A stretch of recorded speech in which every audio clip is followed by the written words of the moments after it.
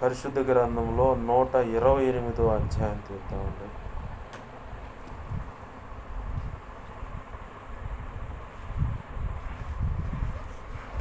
ప్రభు యొక్క మహా ఉచిత కృపను బట్టి మరి గడిచిన సంవత్సరాలన్నీ ప్రభు తన మహా ఉచిత కృపలో మిమ్మల్ని భద్రపరిచి క్షేమాన్ని ఇచ్చి ఆయుష్ పొడిగించి ఆరోగ్యం ఇచ్చి సఖ్యత సమాధానం ఇచ్చి అన్ని విధాల ఆయన తోడై ఉండి మిమ్మల్ని నడిపిస్తూ మరి ఈ మజిలీకి అంటే ఈ గడియ దాకా తెచ్చాడు. ఇక ముందును కూడా ప్రభువే తోడై నడిపిస్తాడు. మరి ప్రభు యొక్క మహా ఉచిత కృపను బట్టి వివాహ దిన వార్షికోత్సవాన్ని అంటే యానివర్సరీ అంటాం కదా ఇంగ్లీష్లో, అది సెలబ్రేట్ చేసుకున్న మీ అందరికీ నా వంతుగా కుటుంబం తరపు కానీ లేదా సంఘ బిడ్డల తరపు కానీ మీకు ప్రత్యేకమైన శుభాకాంక్షలు, దైవాశీస్సులు. అయితే 128వ కీర్తన 4వ వచనం చదువుదామండి. యెహోవా యందు భయభక్తులు గలవాడు ఈలాగు ఆశీర్వదింపబడును.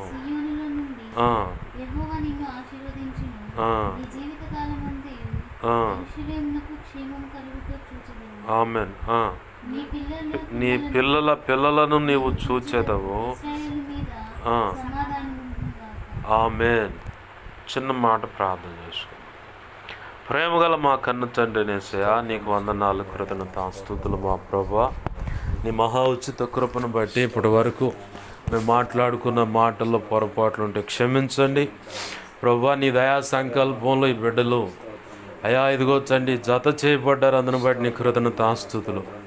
ఈ భార్యను కాబట్టి ఈ భర్త సహించగలడు, ఈ భర్త కాబట్టి ఈ భార్య సహించగలదని నీ అనాది సంకల్పంలో వీరిని జత చేసి ప్రభువా ఏక శరీరులుగా చేసి నీ కృప ద్వారా ఇదిగో తండ్రి ఇన్ని సంవత్సరాలు కాచి కాపాడుతూ వచ్చావు. అందును బట్టి నీ కృతజ్ఞతాస్తుతులు. వీరి దాంపత్య జీవితాన్ని దేవా బలపరిచి దేవా ఆనందకరంగా ఆశీర్వాదకరంగా చేసి నీ కృప చేత అయా వీరి దాంపత్య జీవితాన్ని ఫలభరితముగా మార్చి 2 పిల్లల్ని ఇచ్చినందుకు నీ కృతజ్ఞతాస్తుతులు. వారిని కూడా ఇంతవరకు నీవు కాచి కాపాడుతూ వచ్చిన విధానాన్ని బట్టి నీ కృతజ్ఞతాస్తుతులు ప్రభువా. బిడ్డలను ఇంకొన ముందుకు కాచి కాపాడుతున్నందుకు నీకు కృతజ్ఞతాస్తుతులు ప్రభువా. ఇదిగో తండ్రి ఈరోజు మ్యారేజ్ యానివర్సరీ కాబట్టి ప్రభువా ఇలాగ మేము సమకూర్చని కృపనిచ్చినందుకు కృతజ్ఞతాస్తుతులు మా ప్రభువా. మరి ఇదిగో తండ్రి మరొక సంవత్సరమును దయాకిరీటమును యానివర్సరీ దేవా మీరు వివాహ దినోత్సవాన్ని ఇలా ఇచ్చినందుకు నీ కృతజ్ఞతాస్తుతులు ప్రభువా. ఇది ఈ ముందున్న కాలంలో దాంపత్య జీవితం విషయంలో కానీ, సేవ విషయంలో కానీ, కుటుంబ విషయంలో కానీ ఏ సంగతులు దేవా నీ బిడ్డలకు అవసరమైనయో నీ కృప ద్వారా మీరు మా మధ్యలోకి వచ్చి మాతో ఉండి ప్రభువా నీ ప్రజలతో నీవే దేవా ఈ కుటుంబ సభ్యులతో మాట్లాడమని బతిమలాడుతున్నాం ప్రభువా. ఇదిగో నీ సిలువ రక్తంతో ఈ స్థలాన్ని కడుగు, ఈ సమాజాన్ని కడుగు, సినాయి పర్వతంగా ఇంటిని సమాజాన్ని చెయ్యి. స్తుతి సింహాసనాసీనుడువై ఇక్కడ ఉండండి అయ్యా సమాజంలో ఉండి నీలోంచి ప్రభావం నలుదిక్కులకి ఇంట్లోంచి ఇక్కడ దేవా ఈ సమాజం నుంచి నలుదిక్కులు ప్రబలిల్లు వెళ్ళునుగాక. నా చుట్టూరు మా చుట్టూరు ఇంటి చుట్టూ ఈ సమాజం చుట్టూ సిలువ రక్తపు కంచెని రక్షణ కంచెని అగ్ని కంచెని వేయండి ప్రభు. నీ మహిమేగాని ఇక్కడ ఆవరింపచేసి నీ చేతి నీళ్ళు దాచిపెట్టి దేవా నాతో మాతో అందరితో మీరు మాట్లాడి ఉపదేశాన్ని అడ్డగించాలని చూస్తున్న దుష్టుడు వాడి దూతలు చీకటి అంధకార శక్తులు ఏమున్నా ఏస్తున్నాలో నీ మహాపునరుద్ధాన శక్తి ద్వారా వాటి ప్రభావాన్ని బంధిస్తున్నాం, లయపరుస్తున్నాం ప్రభా. నీ పక్షం వహించిన నేను బలహీన ఎంత బలహీన నీకు బాగా తెలుసు. నీ మీద అనుకున్నా, నీ కృప మీద ఆధారపడుతున్నాను. నీవే అయ్యా నీ రక్తంతో శుద్ధ జలంతో కడిగి పరిశుద్ధపరిచి పరిశుద్ధాత్మగ్ని పుట్టవేసి శుద్ధ సువర్ణంగా నన్ను మార్చి నీ పరలో శుద్ధ సువర్ణ తైలు నన్ను ఇచ్చి మేము గొప్పగా ఉంచి ఆనంద తైలాభిషేకం నాపై ఉంచి ఇర్మియా 1వ అధ్యాయం 9, 10, 18, 19 నీ కృప నాకు దయచేసి దేవా నన్ను మమ్మల్ని చక్కగా నిలబెట్టి నీ ఆత్మతో నింపి మాతో మాట్లాడమని ఈ వాక్యాన్ని బట్టి కృతజ్ఞతాస్తుతులు చెల్లిస్తూ యేసయ్య నామములోనే ప్రార్థించి సమస్తం పొందుకొని పరిశుద్ధ గ్రంథంలో మీరు ఇచ్చిన లేఖనాన్ని బట్టి కృతజ్ఞతాస్తుతులు చెల్లించి నిన్ను గొప్ప చేసుకుంటున్నాం మా తండ్రి. ఆమెన్. ఆమెన్. మంచిది. ప్రభునందు సమకూడిన మీ అందరికీ నా హృదయపూర్వకమైన వందనాలు. అందరికీ వందనాలు. చదువుకున్న లేఖన భాగంలో ప్రభు మనతో మాట్లాడుతున్న విషయం, యెహోవా యందు భయభక్తులు గలవాడు ఇలాగూ ఆశీర్వదింపబడును. భయభక్తులు లేకపోతే ఆశీర్వదింపబడరా? అవును, ఆశీర్వదింపబడరా అని చెప్పని దేవుని లేఖనం ఉంది. భయభక్తులు ఉండాలి, భయము ఉండాలి, భక్తి ఉండాలి. ఈ రెండిట్లో ఏది కరువైనా ఖచ్చితంగా దేవుడు నిర్ణయించినటువంటి ఆశీర్వాదం మనం మిస్ అయిపోతాం.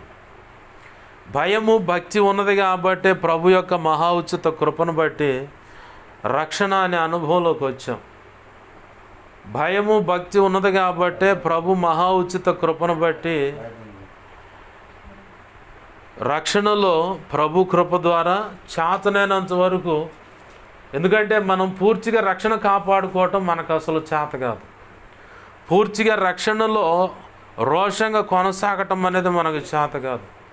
ప్రభు యొక్క మహా ఉచిత కృపను బట్టి ఈరోజు ఈ స్థితిలో మనం ఉన్నామంటే, ఆధ్యాత్మిక పరిపక్వత కలిగి ఉన్నామంటే, కుటుంబంలో సమాధానము కలిగి ఉన్నామంటే అది కేవలం ప్రభు యొక్క దయా సంకల్పం చొప్పున నిర్ణయమైన కృపయే. ఆమేన్, హల్లెలూయా. ఆ కృపయే గనక లేకపోతే మనం నిలబడం. ఆ కృపయే గనక లేకపోతే కుటుంబం కొనసాగదు. ఆ కృపయే లేకపోతే అసలు దేవుని ఎదుట మనం యోగ్యులముగా కనబడం. మన జీవితాల్లో దేవుని రక్తంలో కడగబడిన తర్వాత మేము దేవుని బిడ్డలమని చెప్పుకుంటూ భక్తి సాధనలు కొనసాగుతూ ఎన్నో పొరపాట్లు మన జీవితాల్లో పొడచూపుతూ ఉంటాయి. ఆ పొరపాట్లు పొడచూపిన దాన్ని బట్టి యేసయ్య కోప్పడితే మనం తట్టుకోలేం. అంతకంటే ముందు తండ్రి అయిన దేవునితో మనం సమాధానపరచబడ్డాం. ఎలా? యేసయ్య సిలువలో నీ కొరకు నా కొరకు మనందరి కొరకు కార్చిన ఆ కలువరి రక్తాన్ని బట్టి విమోచింపబడ్డాం. మనం తండ్రి అయిన దేవునితో సమాధానపరచబడ్డాం. ఆ సమాధానపరచబడ్డానికి ఆ కలువరి సిలువ రక్తమే గనక లేకపోతే తండ్రి అయిన దేవుని యొక్క మహా ఉగ్రత మన మీద వచ్చి పడేది. ఆ మహా ఉగ్రతకు అసలు కారకులు ఎవరంటే ఆదిమ దంపతులైన ఆదాము అవ్వలు. ప్రారంభంలో దేవుని సంకల్పంలో తన ఆజ్ఞ చొప్పున వారు బ్రతికినప్పుడు, దేవుడు చెప్పినట్లుగా నడిచినప్పుడు, దేవుడు నిర్ణయించినట్టుగా ఆ పని చేస్తూ, అంటే ఆదాముకు చెప్పాడు, ఊరికే ఉండకుండా వ్యవసాయం చేయి, భూమిని సేద్యపరచు, వ్యవసాయం చేయన్నాడు. ఊరకుంది ఎవరంటే అవ్వమ్మే. అవ్వమ్మ వచ్చిన తర్వాత కూడా ఆదాము భూమిని సేద్యం చేస్తూనే ఉన్నాడు, వ్యవసాయం చేస్తూనే ఉన్నాడు. కానీ ఖాళీగా తిరుగుతుంది ఎవరయ్యా అంటే అవ్వమ్మ. ఖాళీగా ఉండటం వల్ల సైతానిగాడికి మనం చోటు ఇచ్చిన వాళ్ళం అవుతాం. బైబిల్లో చదివి ప్రభు కృపలో ఎన్నో అనుభవాలు ఘటించిన ఒక గొప్ప దైవజనుడు ఇచ్చిన ఆలోచన ఏంటంటే, ఎంప్టీ మైండ్ డెవిల్ హౌస్. ఖాళీగా ఉన్న హృదయము దెయ్యాలకు కర్మాగారం అంట. అది దెయ్యాలకు నిలవటానికి నిలయంగా మారిపోద్దట. కాబట్టి దైవజనులు చెప్పిన మాట ఏంటంటే, నీకు సమయం ఉంటే, ఖాళీగా ఉంటే దేవుని సన్నిధిలో పడి మోకాళ్ళ మీద కూర్చొని ప్రార్థన చేయి, లేదా వాక్యం చదువుకో, లేదా వాక్యం విను. ఖాళీగా మాత్రం ఉండొద్దు. ఖాళీగా నీ తలంపులు, ఊహలు, ఆలోచనలు కానీ, మనస్సు కానీ, హృదయం కానీ ఖాళీగా ఉండనియొద్దు. ఖాళీగా ఉండటం వల్ల వచ్చేది ఏంటయ్యా నష్టం అంటే, నష్టం ఒక రకంగా రాదు. ఇప్పుడు అపవాది వచ్చి ఎవరితో మాట్లాడాడు? పనిచేసేవాడితో మాట్లాడా? ఆదాముతో మాట్లాడాలి. ఎందుకంటే ఆదాముకి ఎత్తుగడలు అన్నీ తెలుసు. సృష్టి మొత్తంలో ఉన్న వాటన్నిటికి పేర్లు పెట్టినటువంటి పరలోక సంబంధమైన ఆ జ్ఞానము కలిగి యేసయ్య అంటాడు, దిగి వస్తా, ఆదాము మనలో ఒకడు వంటి వాడు కాబట్టి తొందరపడిపోయే ఆ జీవవృక్ష ఫలము తిన్నాడు అనుకో, అతను శాశ్వత కాలం బ్రతుకుతాడు. కాబట్టి అది తినక మునిపే తొందరగా మనం దిగి వెళ్ళి తన్నే ఏదేను తోట నుంచి బయటికి నెట్టేద్దాం రండి అన్నాడు. మనలో ఒకడి వంటి వాడు అంటే పరలోకంలో తండ్రి అనే దేవునితో పాటు దేవదూతలు ఎలా ఉంటారో అలాంటి ఆత్మ, అలాంటి మహిమ దేహము, అలాంటి యొక్క తెలివితేటలు కలిగినటువంటి వ్యక్తి. సృష్టిలో ఉన్న ప్రతి దానికి పేరు పెట్టాడు. కాబట్టే ఈ సైతానుగాడు పోయి ఆదాము దగ్గర చిందులేయలేకపోయాడు. ఖాళీగా ఉన్న అవ్వమ్మ దగ్గరకు వచ్చి ఇది నిజమా అండు. వాడు మొట్టమొదటిగా పెట్టే అనుమానాన్నే పెడతాడు మొదటిగా. దాన్ని క్లియర్ చేయడాడు. అనుమానం అనే బీజాన్ని నాటిపోతాడు. భార్యాభర్తల మధ్య అయితే భర్త తొందరపడి ఎవరితోనైనా స్వతంత్రంగా ఫోన్లో మాట్లాడుతుంటే ఈయనేడో మొత్తాన్ని కొత్త అకౌంట్ పెట్టినట్టుండని చెప్పని మొదలైద్ది అనుమానం. అది కాస్త చినికి గోల పెద్ద గాలివాన అయితే. నాకు తెలిసిన ఒక ఆడపిల్ల మందిరానికి వచ్చి అంటే తనకు దగ్గరలో ఉన్నటువంటి ఫ్రెండ్స్గా భావించేటువంటి వ్యక్తులతో చాలా స్వేచ్ఛగా మాట్లాడేది. నేను ఒకరోజు ఉండి అన్నాను, అలా స్వేచ్ఛగా మాట్లాడమాకు, నాకు అలవాటు ఇది, నాకు మామూలే. చివరికి అలా కట్ చేస్తే వేరొక వ్యక్తితో వెళ్ళిపోయిన పరిస్థితి. ఆ అమ్మాయి వల్ల చాలామంది సఫర్ అయిన పరిస్థితి ఉంది.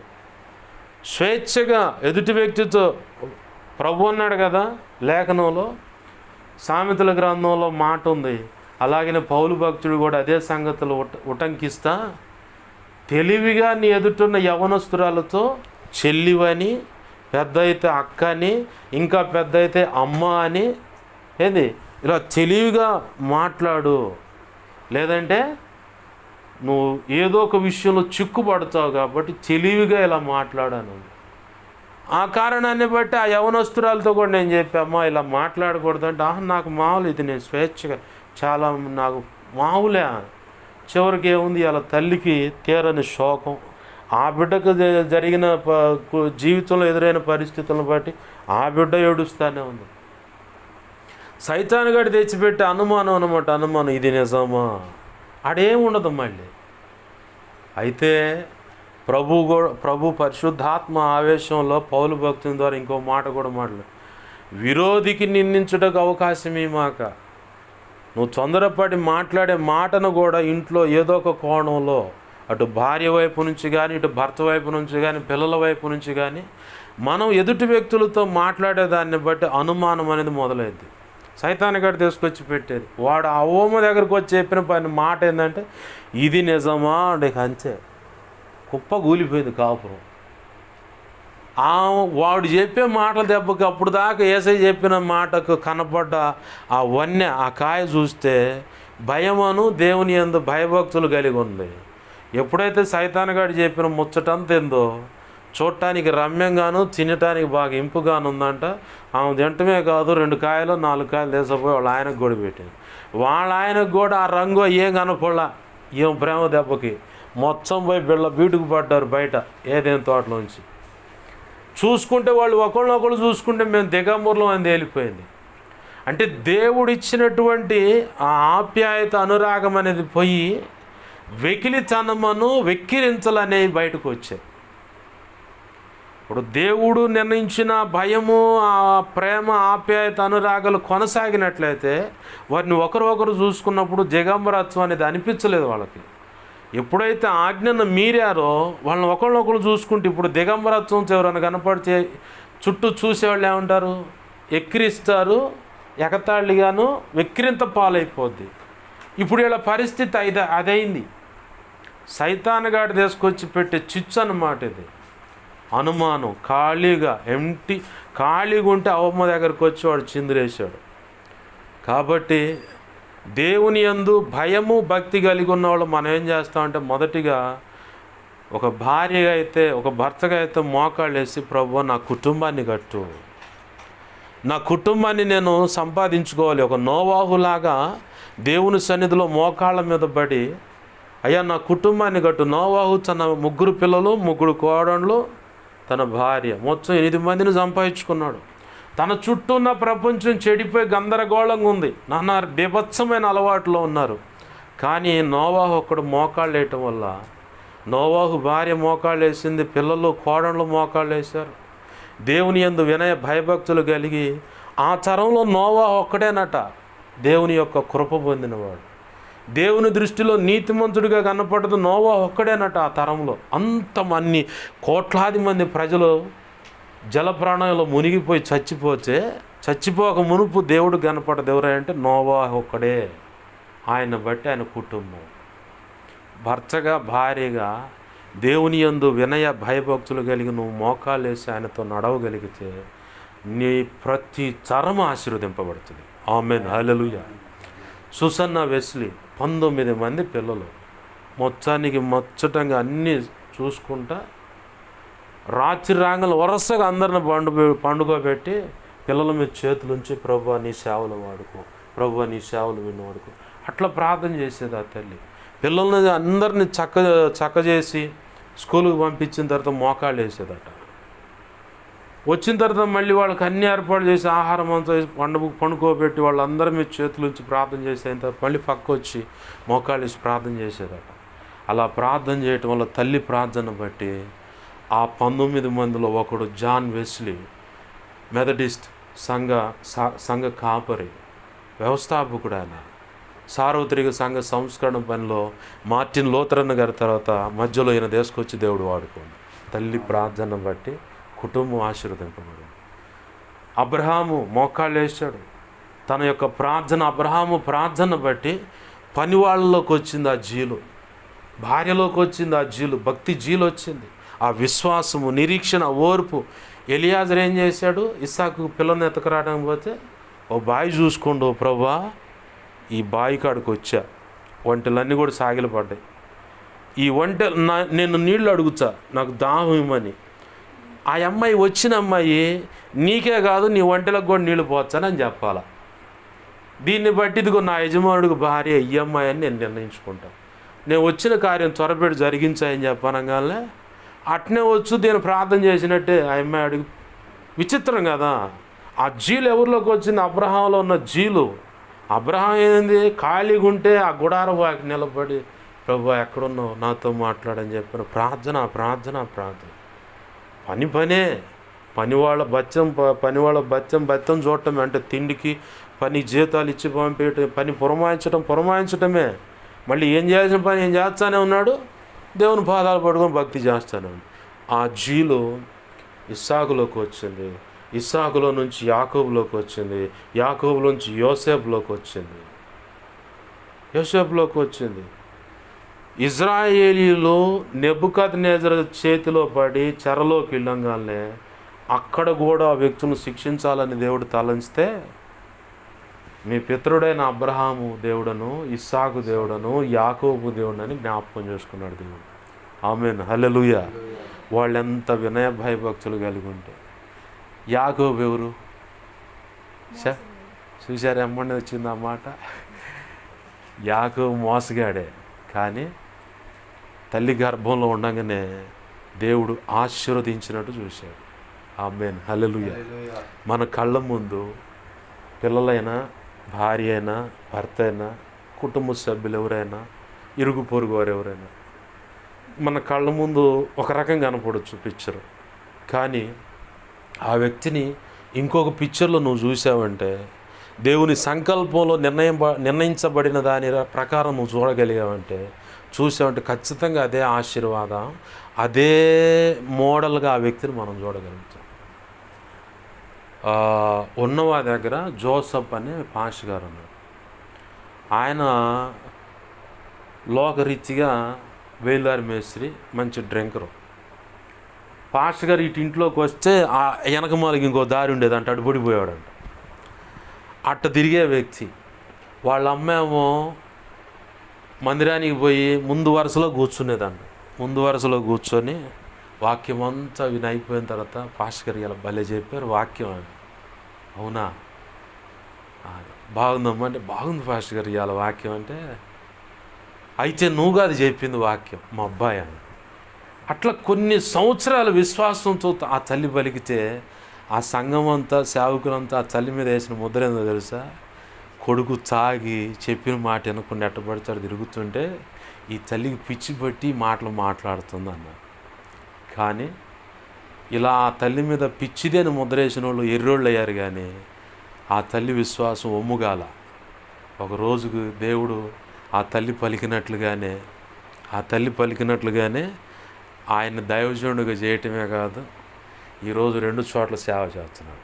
ఆమేన్, హల్లెలూయా. నువ్వు చూసింది విశ్వాసంతో చూడు. మీకు బాగా తెలిసే ఉంటుంది ఈ సంగతి. ఒక యవ్వనస్తుడిని స్కూలుకు పంపిస్తే అతనుకున్న తెలివితేటల ప్రశ్నలను బట్టి ఆ టీచర్లు ఒక లెటర్ రాసి పంపించారు, మీ అమ్మకి అయిపో అని. ఆ అమ్మ తీసుకొచ్చి ఏందిరా మధ్యలో వచ్చామంటే ఏమో లెటర్ ఇచ్చి పంపించారు. ఏందోనమ్మా నాకు అర్థం కాలేదు. చూసి చదువుకొని కళ్ళ నిండా నీళ్ళు తీసుకున్న తల్లి పిల్లగాడిని నిరుత్సాహపరచకూడదుగా. ఏందమ్మా ఏం రాశారంటే, నీ అంత తెలివిగల వాడికి ఆ స్కూల్లో చదువు చెప్పే తెలివిగల టీచర్లు లేరంట. అవునా, నిజమమ్మా అంటే అవునయ్యా నిజమే, నీకు ఇంకో మంచి స్కూల్లో చేర్చాలని. సరేనమ్మా అంది. నమ్మాడు. అలాగనే స్కూల్ అయిపోయింది, కాలేజ్ అయిపోయింది. ఆ తల్లి తనుజాయించి వెళ్ళిపోయింది. భూస్థాపన కార్యక్రమాలన్నీ చూసుకొని వచ్చి ఆ తల్లి యొక్క గుర్తులు ఉండాలని చెప్పి నా పెట్టె ఏమోని చూడటానికి వెళ్ళి దాంట్లో ఏమేమి దాచుకుందో నా తల్లిని చూస్తే తన చిన్ననాడు ఒక లెటర్ తీసుకొచ్చుకున్న ఆ లెటర్ భద్రంగా పెట్టుకుంది. ఆ తల్లి భద్రంగా పెట్టుకొని ఆ దుమ్ము పట్టిన లెటర్ తీసి చదువుకుంటే, మీ ఓడికి మెంటలు, ఇట్లాంటి వాడు మెంటల్ హాస్పిటల్ ఉండాలి కానీ స్కూల్లో ఉండకూడదు, వీడిని బట్టి ఇంకా నలుగురు చెడిపోయేటట్టున్నారు, దయచేసి స్కూల్కి పంపించొద్దు అని రాసింది. వాళ్ళ అమ్మ ఏం చెప్పింది, నీ అంత తెలియగల వాడికి చదువు చెప్పే తెలియగల టీచర్లు ఇక్కడ లేరంటాయని. అయితే ఆ వ్యక్తే ప్రపంచాన్ని వెలిగించాడు. ఇప్పుడు మన ఇంట్లో లైట్ ఎవరి ద్వారా వెలుగుతుంది? 99 సార్లు సక్సెస్ కోసం ప్రయాసపడ్డాడు, ఫెయిల్ అయ్యాడు. అయినా నిరీక్షణ కోల్పోకుండా చివరికి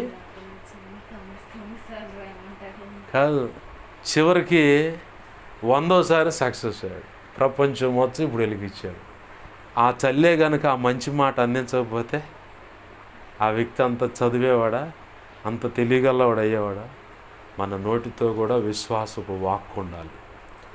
నేను అందుకే చాలామంది విషయాల్లో దేవుడు నాతో చెప్పినప్పుడు ఆ వ్యక్తులు నా కళ్ళ ముందు కొంత బలహీనతతోనూ కొంత పాడైపోయినట్టు కనపడతారు, కానీ దేవుడు నాకు చెప్పిన దృష్టితోనే వాళ్ళని చూస్తాను. నేను ఒక అన్న దగ్గరకు పోయి అలానే, నేను తాగుతాను, నేను అట్ట తిరుగు నాకేంది, నాకు నష్టం అయింది.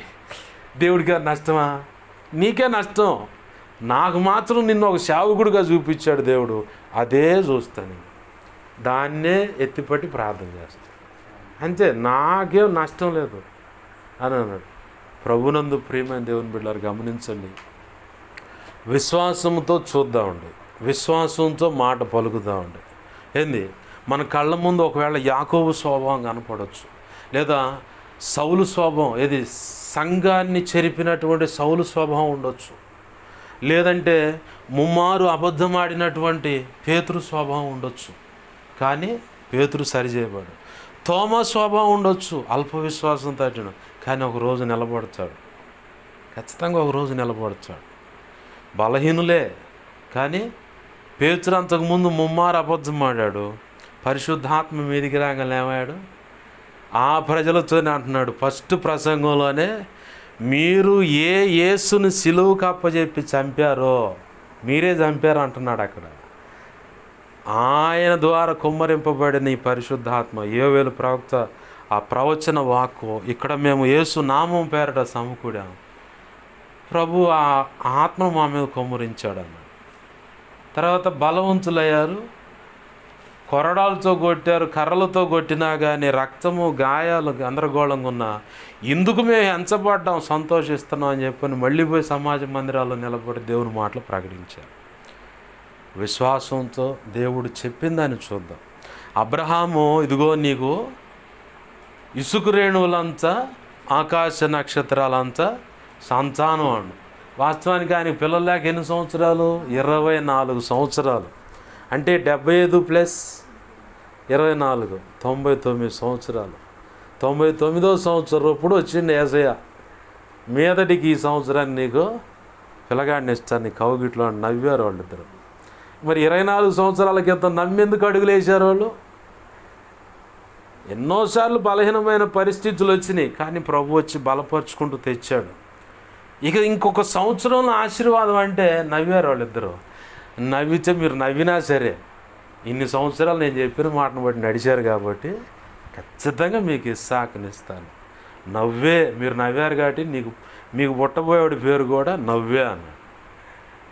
ఏంది? అలాగనే ప్రభువు యందు భయభక్తులు కలిగి ఆయన చెప్పిన మాట నమ్మి అడుగులు వేశారు.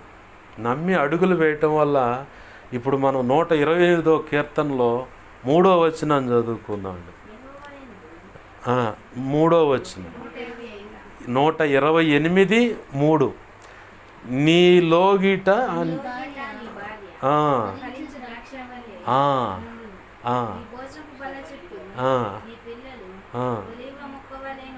ఆమేన్, ఆమేన్. చాలు చాలా ఒక్క వచనం.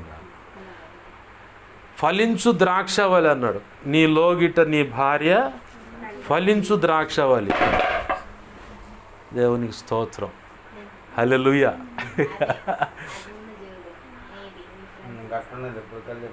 దేవునికి మహిమ కలుగును గాక, హల్లెలూయా. ఫలించు ద్రాక్షవలి అన్నాడు. యేసయ్యకి ఇంకో పేరేంది? యోహాను సువార్త 15:1 నిజమైన ద్రాక్షవల్లి నేను అన్నాడు. ఏంది? ఇక్కడ లోగిట భార్య గురించి ఏమన్నాడు? ఫలించే ద్రాక్షవల్లి అన్నాడు. ప్రభు అదే అధ్యాయంలో 1-5 వచనాలు చదువుకుంటా ఉంటే అక్కడ అంటాడు, మీరు తీగలో మీరు నాతో అంటు కట్టబడాలి. అంటు కట్టబడినప్పుడు యేసయ్యలో ఉన్న జీవం ఏములోకి వస్తుంది. యేసయ్యలో ఉన్న జీవం ఏములోకి వస్తుంది. ఏములోకి వచ్చినప్పుడు యేసయ్య ఎలా అయితే ఫలించాలని కోరుకున్నాడో అలా ఫలిస్తుంది. కాబట్టి ఆమె ఫలించే ద్రాక్షవల్లి. అంటే సామెతలు 31:10-31 వచనాల్లో గుణవతి అయిన భార్య గురించి చెప్పబడి ఉంటుంది.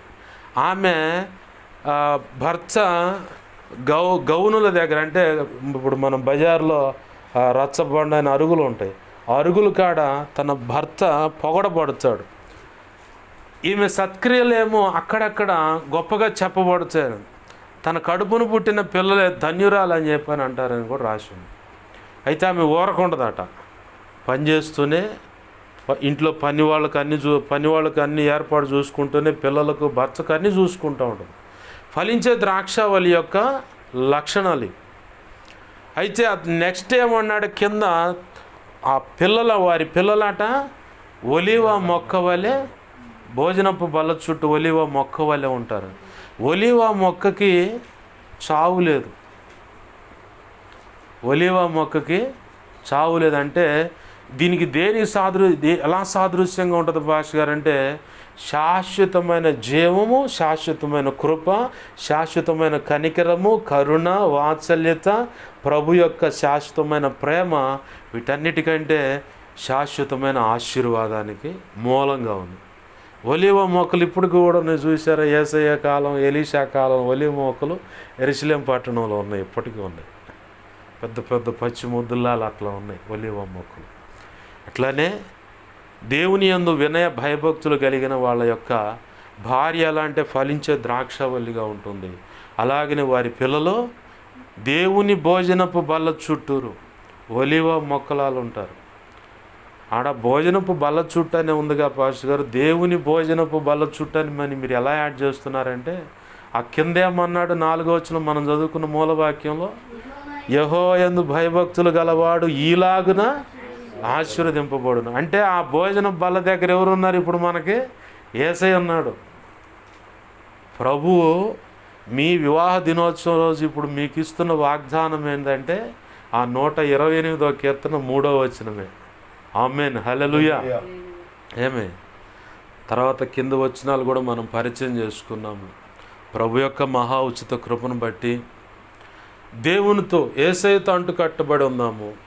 పనికిరాని ఏమన్నా ఉంటే మనం తీసేసుకోవాల్సినవి తీసేసుకుందామండి. దేవుడు చెప్పిని నిలబెట్టుకోవాల్సినవి నిలబెట్టుకుందామండి. ప్రభు కృపలో ఆశీర్వాదకరమైన కుటుంబంగా ప్రభు కృప ద్వారా కట్టబడండి. ప్రభు కృప ద్వారా. ప్రభు కృప లేకపోతే మనం ఆ కుటుంబాన్ని కట్టలేం. 127వ కీర్తన 5వ వచనంలో ఏముంది? ఇల్లు కట్టువా అని ప్రయాస వ్యర్థమే, పట్టణానికి కావలి ఉండేవాడి ప్రయాస వ్యర్థమే. ఎవరు లేకపోతే, యెహోవా కావలి లేకపోతే, యెహోవా కట్టకపోతే, ఈ 2 మాటలు మెన్షన్ చేయబడ్డాయి. కాబట్టి యేసయ్య మనకు తోడే ఉన్నాడు. మరి ముఖ్యంగా ఈ కుటుంబానికి, మీ దాంపత్య జీవితానికి తోడే ఉన్నాడు. కాబట్టే ప్రభు కృపలో ఇంత ఆశీర్వాదం కలిగి ఉన్నారు. ఇక ముందు రానున్న దినాల్లో ఇంకా రెట్టింపైన ఆశీర్వాదం మీకు ఇవ్వటానికే ప్రభు ఈరోజు ఆ 128వ కీర్తన 3వ వచనం ఇచ్చాడు. ఆమేన్, హల్లెలూయా. వాస్తవానికి 128వ కీర్తన మొత్తం భార్యాభర్తల దాంపత్య జీవితానికి, కుటుంబానికి నిర్ణయింపబడింది. అది శాశ్వతమైన ఆశీర్వాదం అన్నమాట. దేవుడు తన కృపచేత ఈ సంవత్సరం మా కుటుంబానికి ఇచ్చిన వాగ్దానం అదే. అయితే ఈ యానివర్సరీ రోజు మీకు ఇస్తా ఉన్నాడు దేవుడు అదే వాగ్దానాన్ని. ఏంది? ప్రభు కృపకు పాత్రలు అవుదామండి.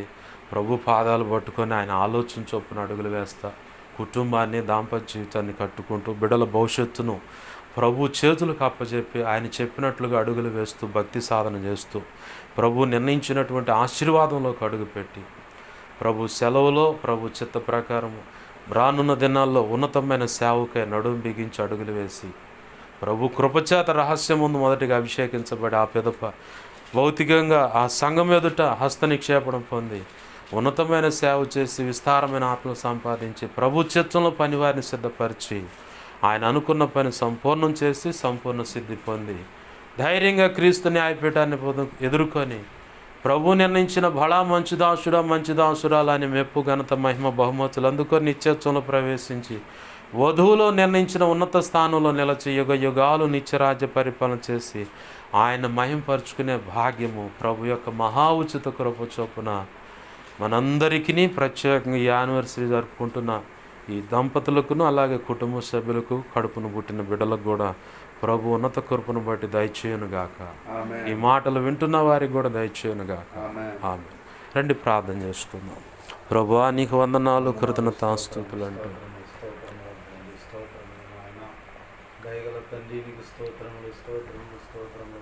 మా మంచి కాపరి ఇంతవరకు కాచి కాపాడావయ్యా.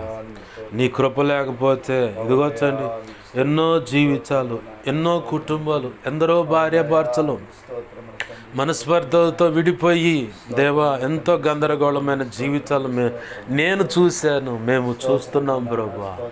కానీ నీ మహా ఉచిత కృప చొప్పున సమాధానం ఇచ్చి సఖ్యతనిచ్చి ప్రేమని దేవా దిగోతండి మీ పరిశుద్ధాత్మ ద్వారా కలుగు ప్రేమ, ఐక్యత, సమాధానమును నిలిపి ప్రభువా ఈ విధముగా ఇన్ని సంవత్సరాలు మీరు దేవా నీ బిడ్డలు నడిపిస్తూ వస్తున్నారు, ఇక ముందును నడిపిస్తున్నారు. అందుని బట్టి నీ కృతజ్ఞతాస్తుతులు ప్రభువా. రానున్న దినాల్లో నీ బిడ్డలు ఉన్నతమైన సేవ చేయవలసి ఉన్నదయ్యా. అందుకు కావలసిన కృప యేసునామములో రిలీజ్ చేస్తున్నా తండ్రి. అందుకు కావలసిన సామర్థ్యం యేసునామములో రిలీజ్ చేస్తున్నా ప్రభువా. అందుకు కావలసిన కృపావరాలు యేసునామములో రిలీజ్ చేస్తున్నా తండ్రి. అందుకు కావలసిన ప్రార్థనాత్మ బిడ్డలపై రిలీజ్ చేస్తున్నా తండ్రి. అందుకు కావలసిన ఇదిగో తండ్రి దేవ విజ్ఞాపనాత్మ నీ బిడ్డలపై రిలీజ్ చేస్తున్నా తండ్రి. ప్రేమ, ఐక్యత, సమాధానాన్ని రిలీజ్ చేస్తున్నాను ప్రభువా. దుష్టుడు వాడి దోతల ఆగడాలు యేసునామములో కొట్టివేస్తున్నాను ప్రభువా. నీ గొప్ప కార్యాలు జరిగించండి అయ్యా. అయా కడుపును పుట్టిన బిడ్డలు చదువుతూ ఉన్నారు దేవా, బిడ్డల చదువులు ఉన్నతంగా ఉండటానికి సహాయం చేయి. కావలసిన ఫీజు దేవ ఏర్పాట్లన్నిటి విషయంలో నీవే తోడ్పడండి ప్రభువా. అయా విద్యా సంవత్సరం ప్రారంభమైందయ్యా. విద్యా సంవత్సరం అంతం వరకు మీ కృప, కాపుదల, భద్రత బిడ్డలకు కలుగునుగాక. నీ కృపలో భద్రపరిచి నడిపించబడుదురుగాక. చక్కగా చదువుకొని నేను మయంపరచుదురుగాక. ఉత్తీర్ణత పొంది పై చదువులకు నీ కృప ద్వారా అడుగులు వేయుదురుగాక. లేదా నీ చిత్తమైతే జాబులు సంపాదించి నీ కృపలో వెల్ సెటిల్ అవుదురుగాక. నీ గొప్ప కార్యాల బిడ్డల జీవితాలు జరుగునుగాక ప్రభువా. అయా అయా కనికరించండి. నీ నామానికి ఘనత తెచ్చేలాగా, సంఘానికి మంచి పేరు తెచ్చేలాగా, కుటుంబానికి ఆశీర్వాదకరంగా, తల్లిదండ్రులకు దేవ మంచి పేరు, సంతోషం దేవ మంచి పేరు తెచ్చి సంతోషం కలిగించేలాగా దేవ సభ్య సమాజం గర్వించేలాగా బిడ్డలు చదువుకొని ఉత్తీర్ణత సాధించడానికి కృపను దయచే దేవ. మంచి మార్కులు సంపాదించి పాస్ అవడానికి సహాయం చేయండి ప్రభువా. నీకు స్తోత్రాలయ.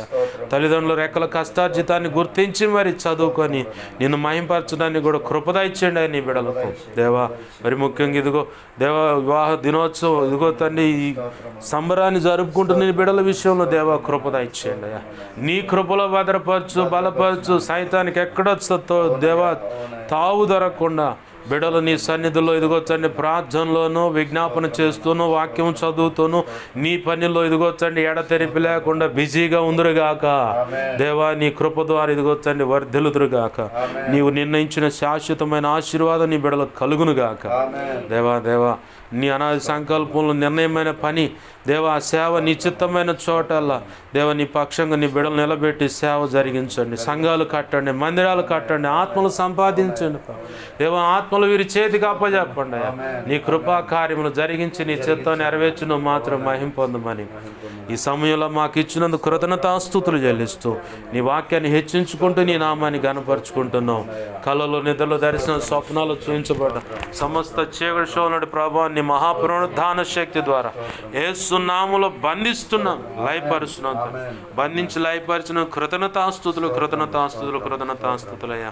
నాకు మాకు మా మీద ఇంకెవరికైనా కళలో నిద్రలో దర్శనం స్వప్నాలు చూపించబడ్డ సమస్త మంచి కళ్ళు మంచి దర్శనం మంచి స్వప్న నిద్రలో చూసి సమస్త మంచి యేసు నామములో నీ మహాపునరుద్ధాన శక్తి త్వరపెట్ట జరుగునుగాక, నెరవేర్చబడు.